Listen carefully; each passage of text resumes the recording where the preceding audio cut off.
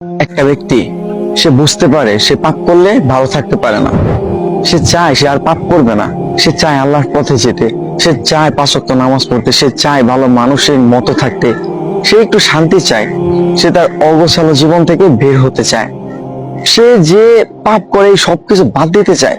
কিন্তু এরপরও মানুষের ধোঁকা, নিজের পরিবেশ, শয়তানের ধোঁকা, নিজের নফসের ধোঁকা, এই সবকিছু মিলে পাপ করে ফেলে।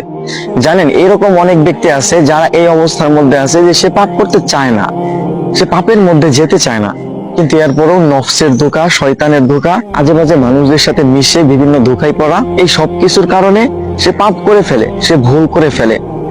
কিন্তু একটা মানুষ সে যখন ভুল করবে, আবার তওবা করবে, আবার ভুল করবে, আবার তওবা করবে, এই মানুষটা যদি এইভাবে চালায় যাইতে থাকে এবং একটা সময় গিয়ে হয়তো আল্লাহ তাআলা চাইলে সে একদম পাপ থেকে মুক্ত হয়ে যাবে, সে একদম ভালো হয়ে যাবে।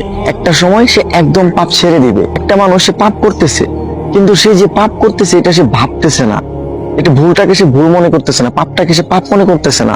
সে একটা খারাপ কাজ করতেছে, সে পাপ করতেছে, তার কাছে মনে হচ্ছে না যে এটা ভুল, এটা খারাপ, এটা পাপ, আল্লাহ তাআলা এটা অপছন্দ করেন, আল্লাহ তাআলা এটা থেকে দূরে থাকতে বলছে। এই মানুষটা যদি পাপ করার সাথে সাথে এইরকম চিন্তা করে আর মাফ না চায়, তাহলে এই মানুষটাই মূলত পাপের কারণে ধ্বংস হয়।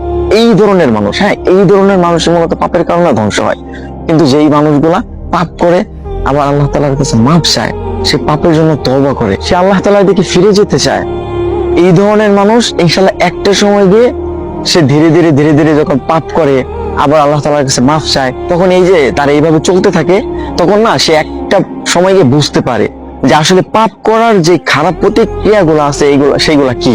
প্রত্যেকটা পাপ আর প্রত্যেকটা খারাপ কাজের বাজে একটা প্রভাব আপনার জীবনের উপর পড়বেই পড়বে। সুতরাং আপনি পাপ করতেছেন, আপনি ভুল করতেছেন, আপনি ভালো হতে চাচ্ছেন, এইটা একটা ভালো অভ্যাস যে